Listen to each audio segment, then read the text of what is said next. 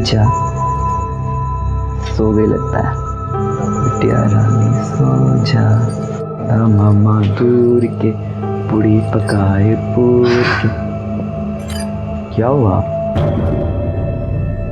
शाम से ना दर्द के मारे सिर फटा जा रहा है मेरा, बर्दाश्त नहीं होता। शाम से दर्द कर रहा है तुमको? तुमने डॉक्टर को दिखाया? तो दिखाना था ना। तुम भी ना बिल्कुल लापरवाह। चलो मैं तुम्हारे लिए दवाई ले आता हूँ मेडिकल से। पापा मैं भी चलूंगी आपके साथ। देखो बाजार का नाम सुन के जग गई। प्लीज ना पापा, मुझे आइसक्रीम खानी है, प्लीज मुझे लेके चलो। अच्छा ठीक है चलो। मैं इसको लेके जा रहा हूँ, ठीक है? अच्छा चलो आइसक्रीम खाएंगे।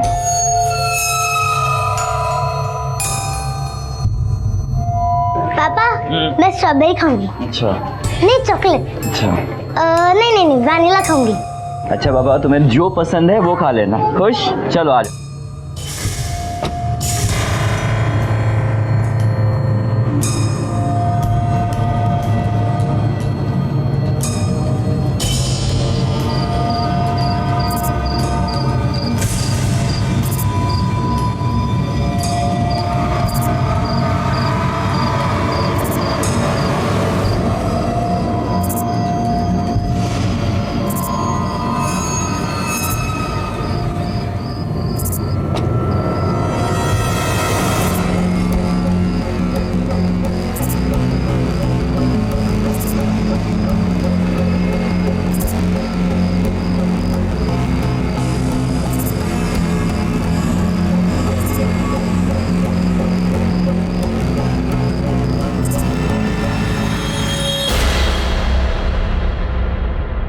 सोच विचार विचार पद्धति ये किसी भी व्यक्ति या समाज के विकास की नींव है। सोच समय की तरह परिवर्तनशील होती है और वक्त और परिस्थितियों के हिसाब से बदलती है और बदलनी भी चाहिए। और जब ये नहीं बदलती या हम इसे बदलने से रोकते हैं तो ये उस रुके हुए पानी की तरह से होती है जो गुजरते हुए वक्त के साथ एक ही जगह पड़े पड़े सड़ने लगता है और बीमारियां पैदा करता है। ऐसा ही उदाहरण है हमारा आज का ये एपिसोड, जहां एक इलॉजिकल सोच ने कई भयानक गुनाहों को जन्म दिया। अच्छी लगी आइसक्रीम आपको? हाँ? ओहो इंदु, अरे रात के वक्त तुम्हें दरवाजा तो बंद करना चाहिए।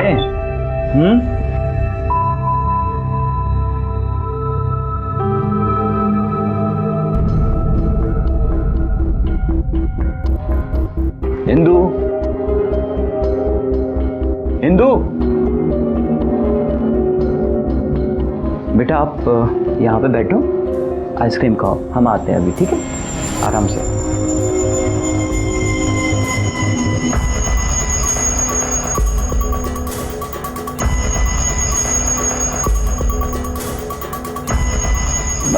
इंदु है क्या यहाँ पे? नहीं, यहाँ तो नहीं आई। अच्छा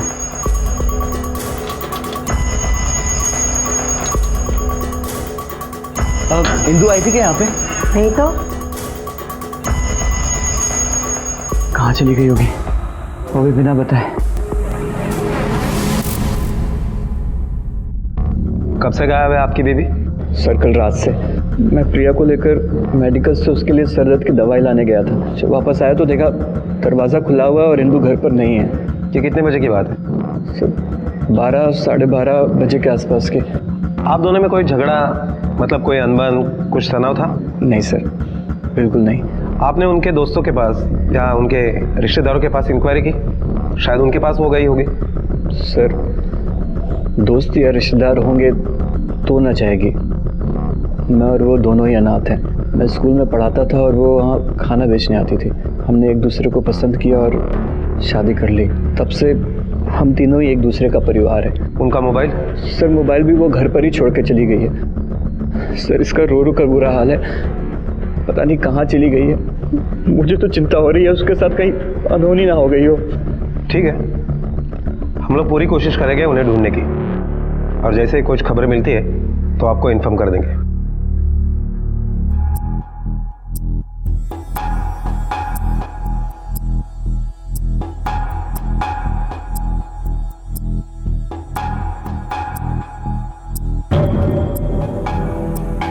साहब ऐसी वैसी कोई बात नहीं है,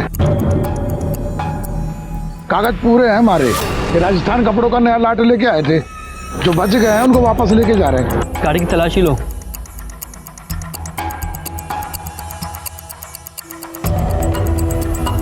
सर कपड़े। ठीक है, नीचे उतरो, जाओ।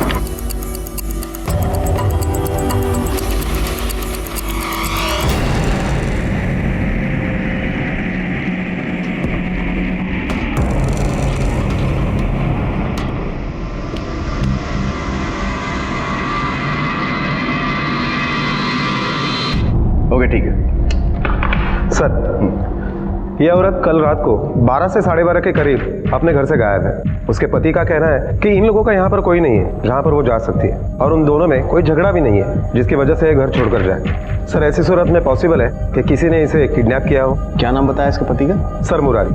क्या करता है वो? सर स्कूल में पढ़ाता है, टीचर है। वो कितने बजे की घटना है? कुछ 12 से 12:30 के करीब। 12 से 12:30। अमूमन इस समय तो हलचल होती है बॉम्बे।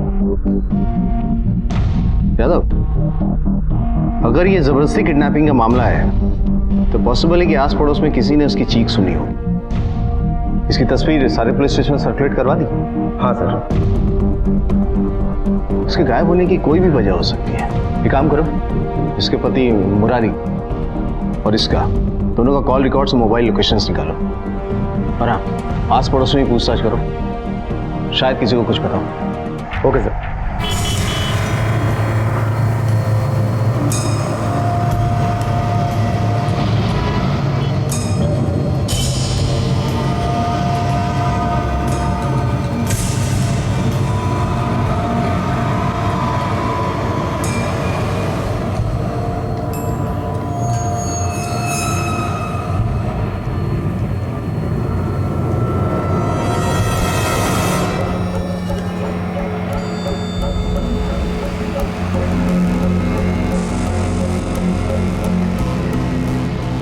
मैंने तुम्हारी सारी बातें मान ली, तुमने जो कहा वो किया।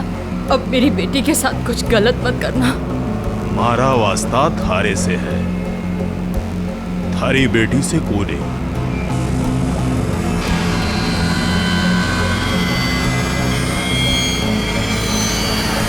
मम्मी मम्मी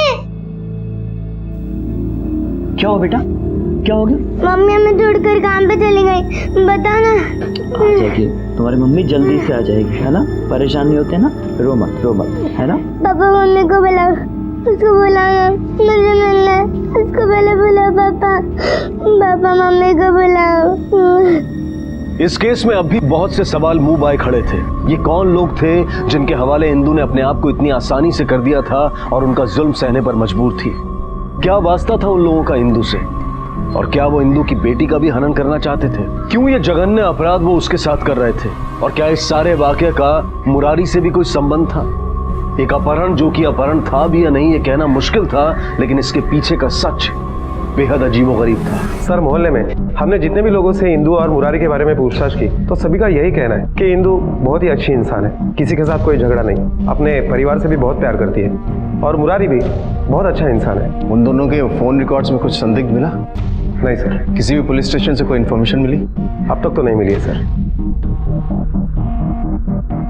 यादव, कोई भी हादसा बेवजह नहीं होता। इस केस की हमें बहुत बारीकी से छानबीन करनी पड़ेगी।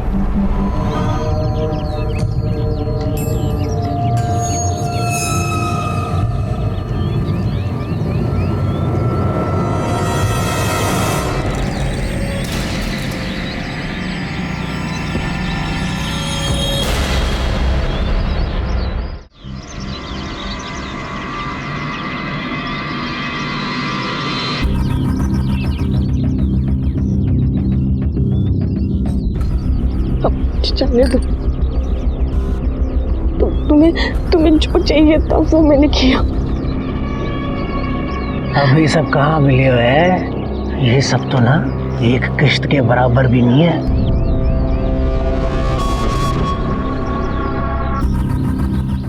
अभी ना थारी बारी है, उसके बाद थारी छोरी के साथ भी तो यही सब करना है।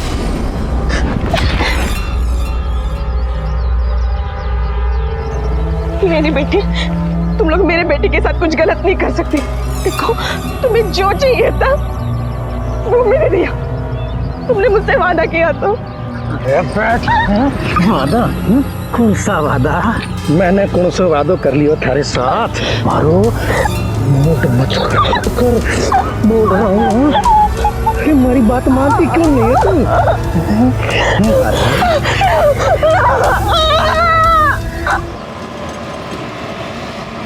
प्रिया बेटा, बेटा रोते नहीं, दूध पी लो। चलो। नहीं, मम्मी आने के बाद ही पीऊंगी दूध। बेटा पहले मम्मी को आने दो। आ जाएगी बेटा, जल्दी मम्मी आ जाएंगी।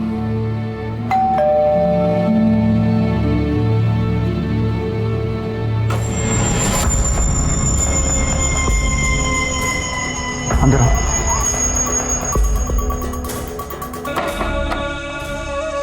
तू क्यों आया यहाँ पे? थारे स्कूल गया था, पता चला तू आज आया ही नहीं, तो मैं सीधा यहाँ चला आया। देख बल देख, हमारे पास थारे को देने के भी एक पैसा नहीं है, ना मैं दूंगा। वैसे भी हमारी लाइफ में बहुत टेंशन चल रही है, मैं उसी में उलझा हुआ हूँ। सुना है मैंने इंदू गायब हो गई है, पर मैं ये सोच रहा था कि गायब हुई है या कराएगी है। देख भैया, ज़्यादा सोचने की जरूरत ना है, अपने काम से काम लोग चल यहाँ से। देख मुरारी, ऐसा है, जरूरत तो थारे को मारी कभी न कभी तो पड़ेगी, क्योंकि मैं ही वो इंसान हूँ जो सब जानता है। याद है ना, उस वक्त भी थारे को मारी जरूरत पड़ी थी। देख रहा है वक्त अपने आप को कैसे दोहराता है। चलता हूँ, जरूरत पड़े तो याद कर लेना।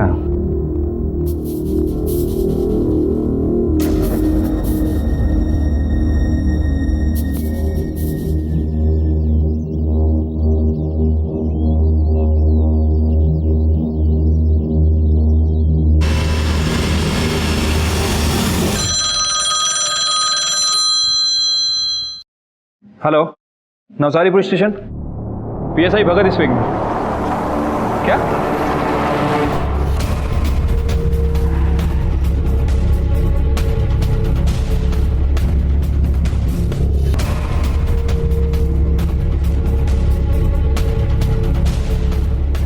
मैम, दोनों के सर पे वार किया गया है। सूखा और खून और बॉडी देखकर लगता है कि वारदात 8 से 10 घंटे पुरानी है। कुछ ऐसा मिला है जिससे बॉडी की शिनाख्त हो सके?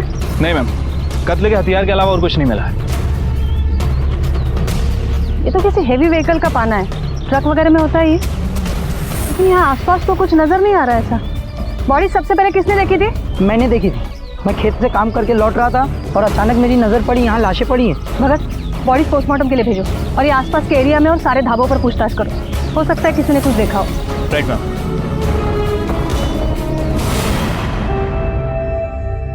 बेटा, आपको जो भी खिलौने चाहिए ना, आप देख लो। देखो कितने सारे खिलौने हैं, मैं फोन पे बात कर लेता हूँ, ठीक है?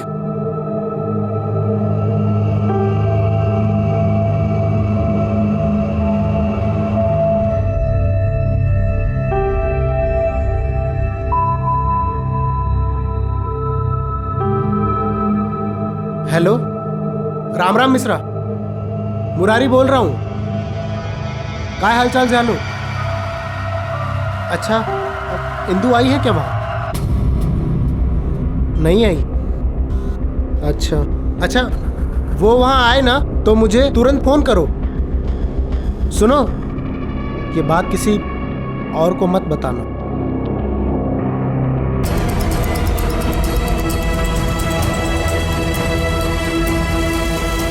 सर, मुरारी जिस स्कूल में काम करता है, उस स्कूल के प्यून ने हमें बताया कि कल कोई बलदेव नाम का आदमी मुरारी को पूछते हुए वहां आया था, और उसका कहना है कि वो मुरारी का दोस्त है। लेकिन जब हमने मोहल्ले में और आसपास पूछताछ की तो कोई भी बलदेव को नहीं जानता। इस बलदेव के बारे में पता करो, और हमें मुरारी और इंदू के अतीत के बारे में भी जायजा लेना होगा कि हो सकता है जिसे हम आज में तलाश रहे हैं वो इनके अतीत का हिस्सा हो। मतलब वो लोग कौन है, कहाँ से आए, इससे पहले कहाँ थे, क्या करते थे, सारी डिटेल्स निकालो। Okay sir.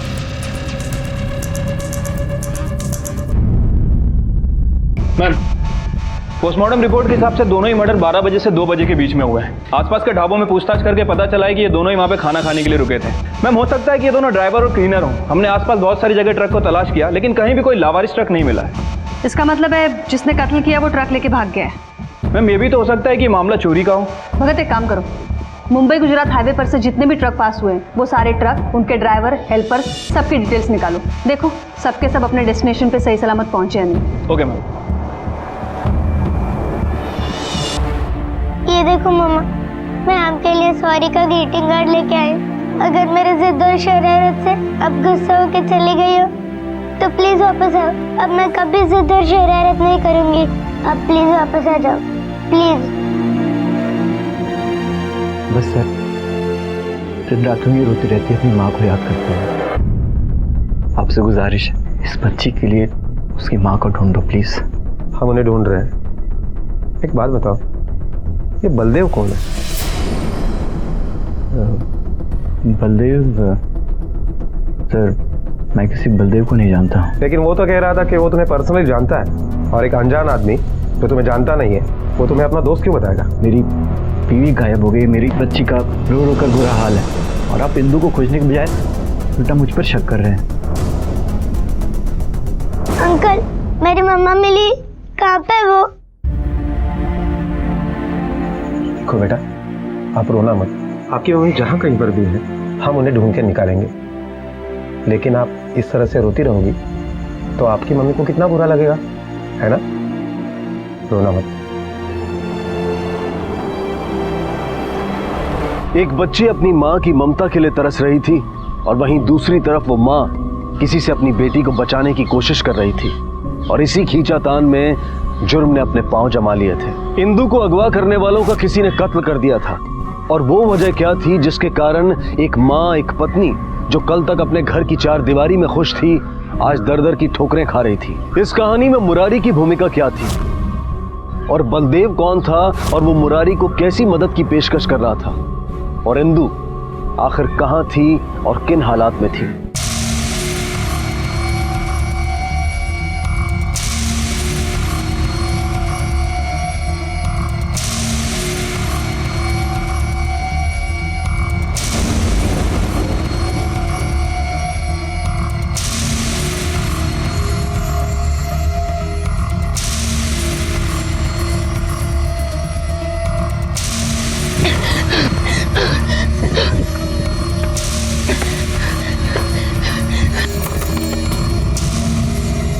कौन છે અત્યારે?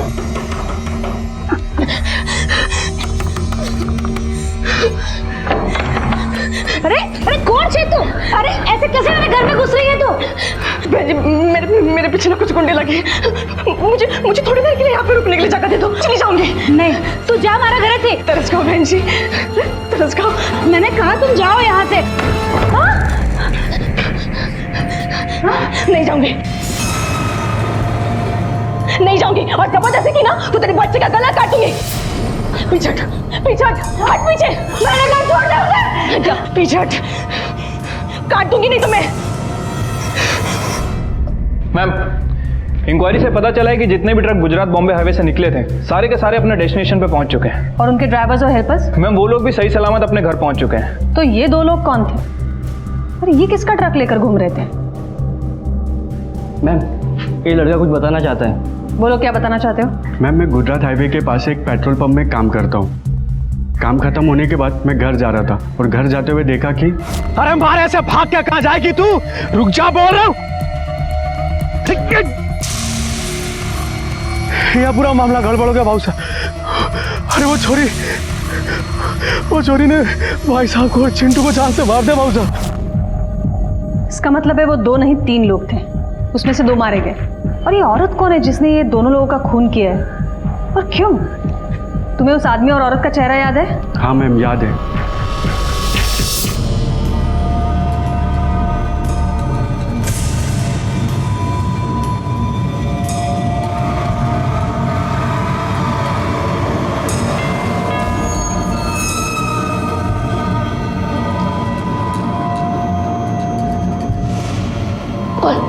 पूछ।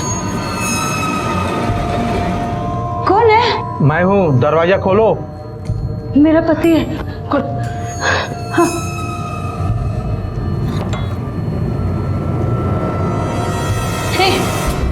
चुप, चल बैठ। चल बैठ, बेटे तो काट डालूंगी, बैठ।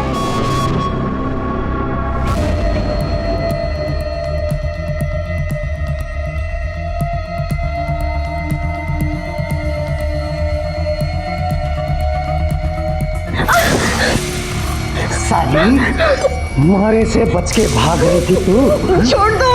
अब देख मैं तारो क्या हाल करे हूँ।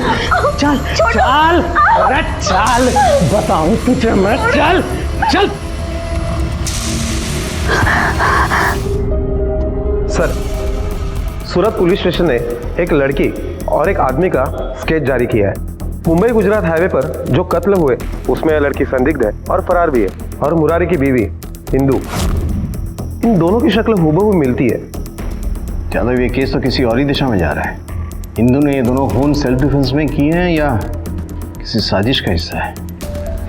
ये काम करो, जिन दो लोगों का खून हुआ है ना, उनकी तस्वीर मंगवाओ और मुरारी को बुलाओ। Okay sir.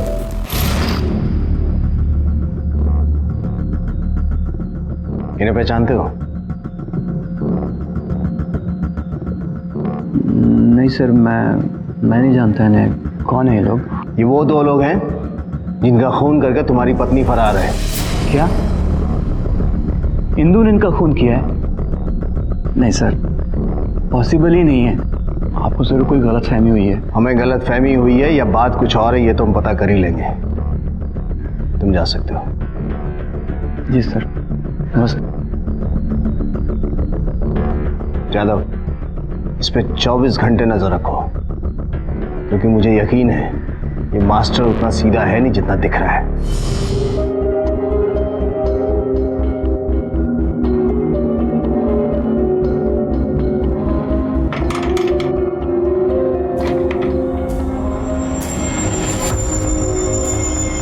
बलदेव मेरी मदद करेगा?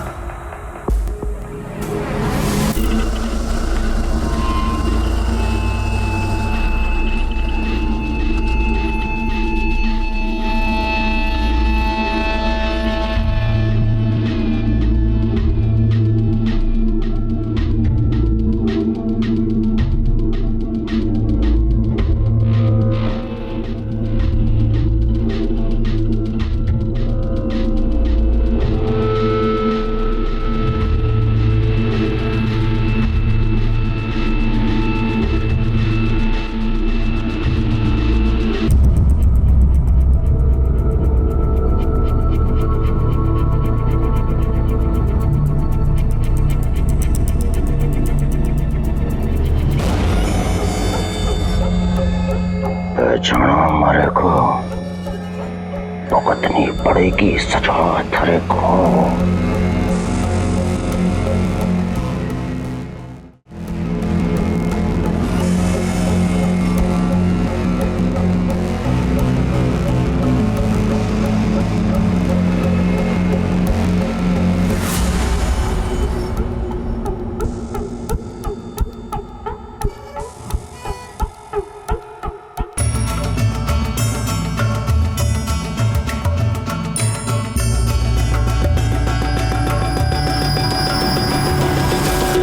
सर, मुरारी के मोहल्ले में जो एसटीडी चलाने वाला आदमी है, उसने हमें बताया कि जब से इंदु गायब हुई है तब से मुरारी ने राजस्थान के गदरमला गांव में काफी लंबे समय तक एसटीडी कॉल की है। यादव, जिन दो लोगों का कत्ल इंदु ने किया है उनका पहनावा भी राजस्थानी है। इसका मतलब है इंदु के गायब होने का मुरारी से कोई ना कोई लिंक है। तुमने मुरारी के पास के बारे में पता किया? क्या सर, जब हमने मुरारी के मकान मालिक से बात की तो उसने बताया कि जब 8 साल पहले मुरारी उसके पास आया था तब मुरारी ने उसे बताया था कि वो राजस्थान से है। इसका मतलब हम सही दिशा में जा रहे हैं। हमें सूरत पुलिस स्टेशन से भी बात करनी पड़ेगी। हो सकता है उनके पास कोई इंफॉर्मेशन हो जो हमारे बहुत काम की निकले। ये लीजिए सर, हमारी इन्वेस्टिगेशन और केस से जुड़ी सारी इंफॉर्मेशन इस फाइल में।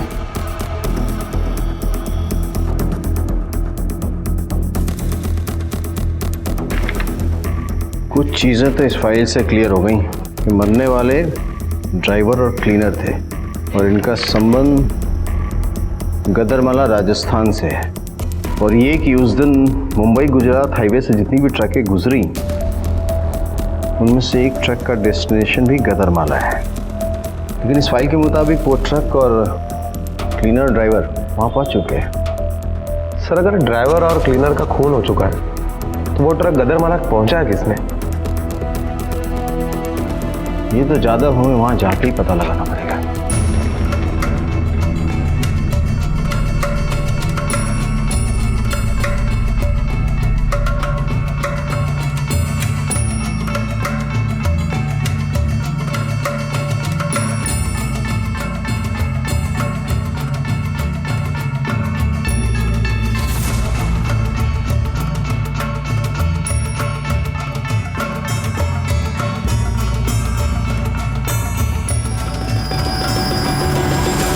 हाँ राम राम साहब, कहाँ है चल थारो? अच्छा इंदू आई है क्या वहाँ?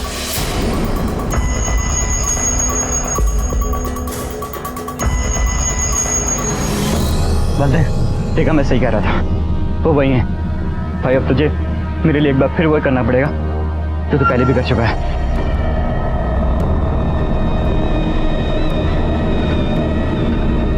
तुझसे जो बन सकता है कर, लेकिन उसे वापस ला दे प्लीज। तू ही है ना बलदेव? तू तो बोल रहा था इसे जानता नहीं। चलो तुम दोनों का टाइम आ गया। ए रोक तेरी तो।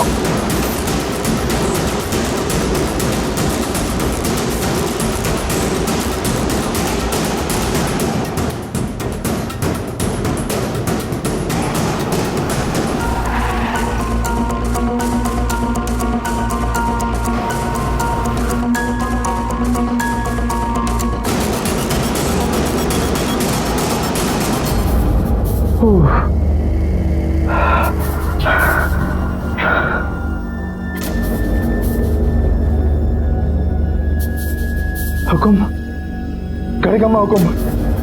हुकुम मारे पुलिस पीछे लगी है। हुकुम, मैंने अपनी रिस्क में इंदू का पता तो आपको बता दिया, पर उस काम का मैंने एक पैसा अभी तक नहीं मिला। हुकुम मारे अकाउंट में पैसा जल्दी जमा करो। घर का भेदी लंका ढाए। मुरारी जो बलदेव से मदद की उम्मीद लगाए हुए था, ठगा जा चुका था। और एक बड़ा सवाल यह नजर आ रहा था कि आखिर मुरारी पुलिस से गदरमाला के बारे में क्यों छुपा रहा था, और ये हुकुम कौन था जिसे बलदेव ने फोन करके आगाह किया था। पुलिस को भी गदरमाला गांव के संकेत मिले थे, लेकिन इंदू का इस गांव से क्या वास्ता था? कहां थी इंदू? और ये कैसा समाज था जहां इस अमानवीयता से एक औरत की अस्मिता को तार तार किया जा रहा था, और क्यों? ऐसे कैसे बच के जा सकते वो दोनों तुम्हारे हाथ से? इंपॉर्टेंट केस, जाओ यहां से।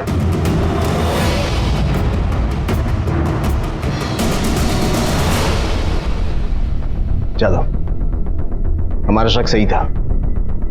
इस मुरारी का इंदू के गायब होने से जरूर कोई लेना देना है। सर कहीं ऐसा तो नहीं कि मुरारी ने अपनी बीबी को गायब करवाया हो? अगर गायब भी करवाया होगा तो कोई वजह तो होनी चाहिए, जबकि इंक्वायरी में यह बात साफ हो गई है कि एक्स्ट्रा मैरिटल अफेयर जैसी कोई चीज नहीं थी। दोनों एक दूसरे से बहुत प्यार करते थे। मुझे लगता है इन सारे सवालों का जवाब हमें गदरमाला से ही मिलेगा। आखिर क्या कनेक्शन है इस वारदात का उस गांव से? एक काम करते हैं, मैं गदरमाला जाके वहां का सच पता करता हूं, तब तक तुम बलदेव और मुरारी दोनों को अरेस्ट करो। Okay sir.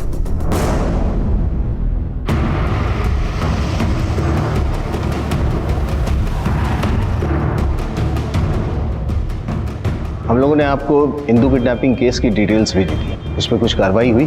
सर आपने जो हमें डिटेल्स भेजी थी वो हमने पढ़ ली है, और जिस ट्रांसपोर्ट कंपनी का मुंबई ट्रक गया था उसके बारे में भी हमने पता कर लिया है।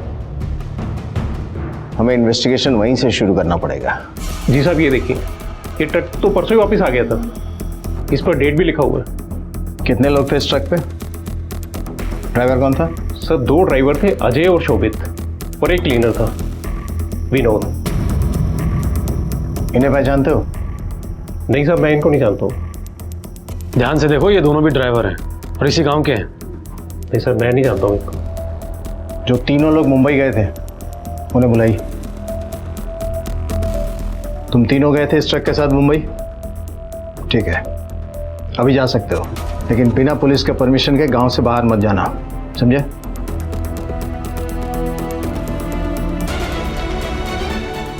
दीपक, अगर ये लोग इसी गांव के हैं तो गांव से इंक्वायरी करते हैं। कोई तो पहचानता होगा उन्हें। Yes sir.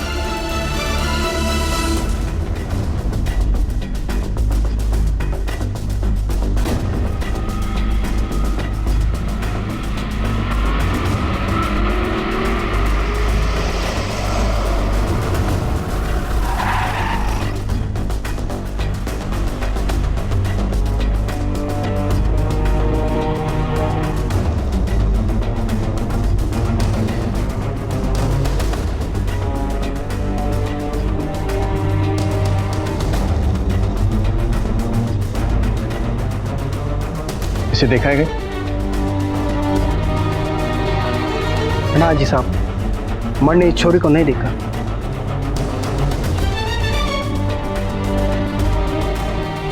सुनिए, इन्हें देखा है कभी? ऐसी गांव की है?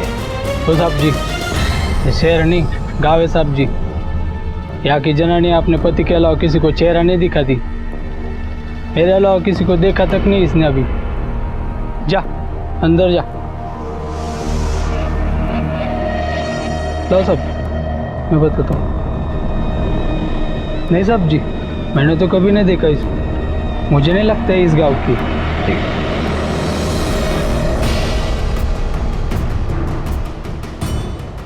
यही घर है सर।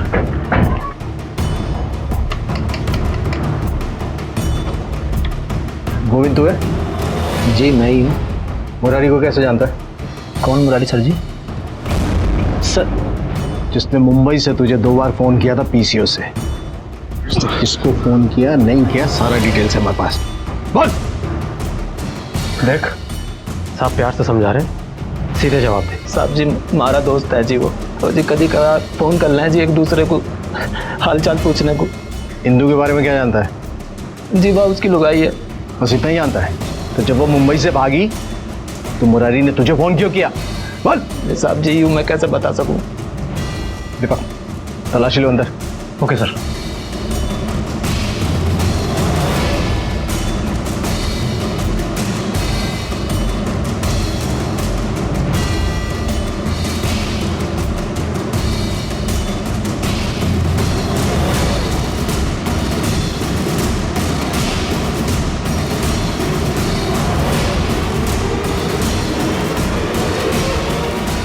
सर, ये देखिए।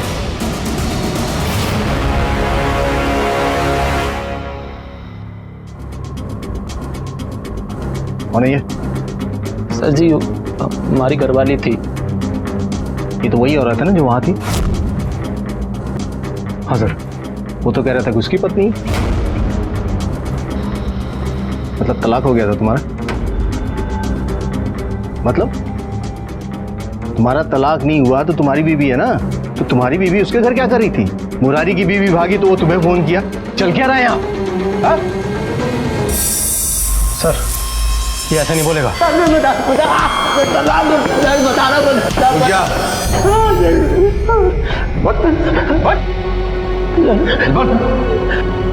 तो हमारे गांव की प्रथा बिल्कुल अलग है। अगर कोई आदमी किसी औरत को भगा के सीमा पार करके ले जाए तो उस आदमी का उस औरत पर कोई अधिकार नहीं रह जाता। हमारी बहुत कोशिश करने के बाद भी वो आदमी हमारी बीवी को भगा ले गया। और सर अब वो उसकी बीवी है। तुम लोग इंसान हो या जानवर? अपनी पत्नियों को इस्तेमाल का वस्तु समझते हो? बिना तलाक के तुम्हारी बीवी उसकी कैसे हो गई? साहब ये कानूनी दावपेच यहाँ नहीं चलते हैं। हिंदू की भी शादी इस गांव में विक्रम सिंह के साथ हुई थी और वो भी एक दिन हमारी बीवी की तरह भाग गई यहाँ से। मुरारी के साथ? प्रताप सिंह गुजर के साथ। फिर वो आज मुरारी की बीवी कैसे है? अब इतना हमें भी नहीं पता। हिंदू के घर से भागने के 1 साल बाद मुरारी का फोन आया था कि वो और हिंदू मुंबई में है, बहुत खुश है। तो साहब ये हमारे को भी पल्ले नहीं पड़ रहा कि प्रताप के साथ गई हुई लड़की मुरारी के साथ कैसे? इतनी घिनौनी प्रथा आज के जमाने में भी यहाँ चल रही है। आप लोगों ने कभी एक्शन नहीं लिया? सर एक्शन तो तब लेना जब कोई गांव वाला साथ दे। कानून के हिसाब से प्रथा गलत है, लेकिन गांव वालों की पूरी मंजूरी है इस प्रथा के साथ।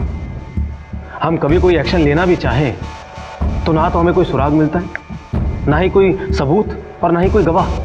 और अगर कोई इस प्रथा को सपोर्ट ना भी करे तो गांव के डर से कोई रिपोर्ट तक नहीं लिखवाता, और अगर किसी ने रिपोर्ट लिखवा दी तो पूरा गांव उसके अगेंस्ट हो जाता है। मतलब जाहिर सी बात है कि इस बात का अगर इतना प्रेशर है तो कोई भी पति अपनी पत्नी को वापस नहीं ला पाता होगा, और इनके सो कॉल्ड समाज में जो बेइज्जती होती है उसको अलग। इसका मतलब है विक्रम सिंह से हमें मिलना पड़ेगा, क्योंकि हो सकता है अपनी इसी बेइज्जती का बदला लेने के लिए विक्रम सिंह ने इंदु को मुंबई से उठवाया होगा। विक्रम सिंह,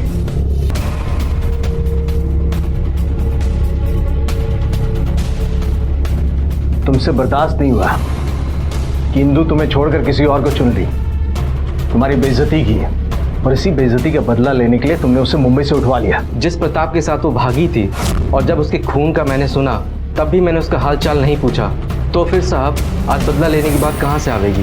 क्या प्रताप का खून इंदु के तुम्हारे घर से जाने के कितने दिनों बाद हुआ था? जिस दिन इंदु भागी थी उसके तीसरे दिन ही प्रताप की लाश गांव के बाहर मिली थी, और साहब इंदु का आज तक पता नहीं चला कि वो कहाँ गायब हुई है।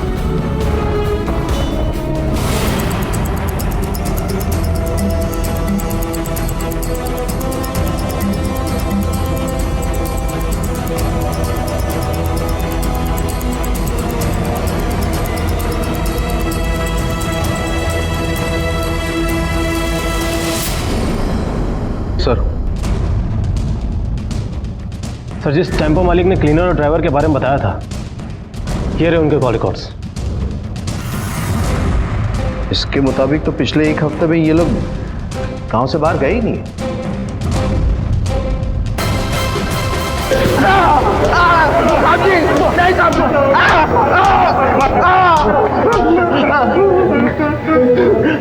तुम बस बता रहे साहब जी हम तीनों नहीं गए थे मुंबई, वो तो शमशेर, राजदीप और रंजित गए थे मुंबई।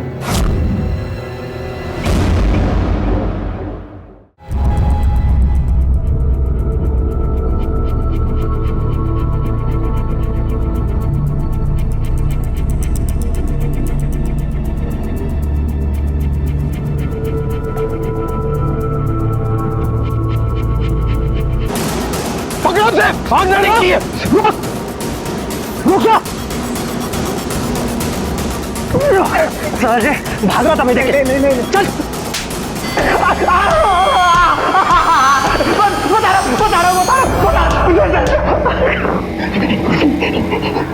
क्यों भागा था मैं देख के वहां से? मैंने शमशेर भाई साहब बिट्टू के साथ मिलकर इंदु को उठवाया था। क्यों? सब उठा के मैं उसको गांव लेकर आया था। लाना था ना साहब जी, उसने गांव की प्रथा तोड़ी थी। प्रथा तोड़ी थी मतलब? इंदु उस गांव में शादी करके आई थी और मैं वहाँ स्कूल टीचर था। हम दोनों एक दूसरे से प्यार करने लगे थे, शादी करना चाहते थे। मेरी इतनी हिम्मत नहीं थी कि मैं उसे भगाकर गांव की सीमा के बाहर ले जाऊं, इसलिए हमने एक प्लान बनाया। इंदु ने प्रताप को अपने झूठे प्यार में फंसा लिया था। अब वो टेढ़ा दिलेर आदमी विक्रम के यहाँ उसे कोई भी नहीं रोक पाता। बस गांव वालों की नजर बचाकर इंदु और वो दोनों गांव की सीमा से बाहर चले गए। उसके अगले दिन मैंने और इंदु ने तो धोखे से मार दिया, लेकिन सर हम उसे मारना नहीं चाहते थे, बस उसे बेहोश करके वहाँ से भागना चाहते थे। वो गलती से बाहर इतनी जोर का लग गया कि उसकी वही मौत हो गई। उसके बाद मैं और इंदु सीधा मुंबई आ गए और शादी करके नई जिंदगी शुरू कर दी। साहब, गांव के ना नियम, कायदे, कानून, प्रथा होती है। कानून उन्हें माने या ना माने, लेकिन हम लोग उसको अपनी जान से भी ज्यादा मानते हैं। अरे ये इंदु और मुरारी ने पूरे गांव का नाम कटवा दियो, तो सबके अंदर गुस्सा भरो। तो फिर दिन फोन आयो बलदेव का, उसने बताया कि ये इंदु मुंबई के मीरा रोड में रह रही, तो बस ये बदला लेने को टाइम आ गया। तो तुम लोगों का गुस्सा इंदु और मुरारी दोनों पर था ना? है? तो सिर्फ इंदु को क्यों उठाया? साहब जी, हम तो तीनों को लेने गए थे, वो इंदु खुद ही आ गई हमारे सामने।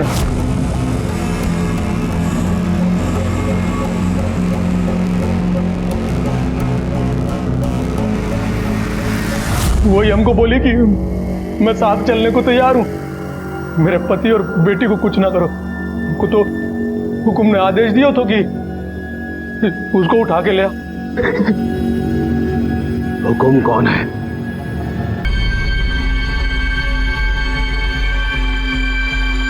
क्यों उठवाया था उसे तूने?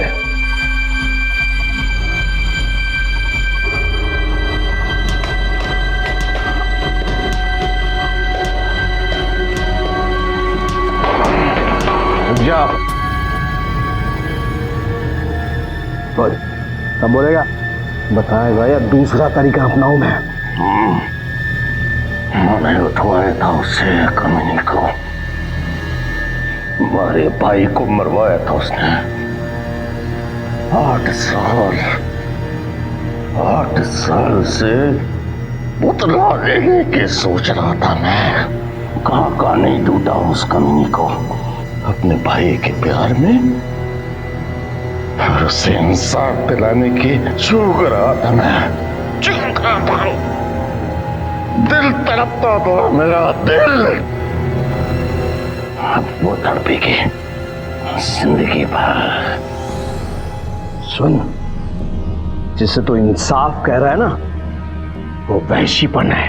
तुम्हारे भाई को इंसाफ तब मिलेगा जब तू हमें बताएगा कि वो कहाँ है और कानून उसे सजा दे। आप जी, मुझे चाहे कुछ भी कर लो, मैं नहीं बताने वाला कि वो कहाँ है, और ना ही कोई गांव वाला बताएगा। गांव के रीति रिवाज तोड़े हैं उसने, गांव की प्रथा तोड़ी है उसने। सजा तो भुगतनी ही पड़ेगी उससे जिंदगी भर। नहीं बताएगा तू? मुझे आप चाहे कुछ भी कर लो, मैं नहीं बताने वाला। मैं बताऊंगा।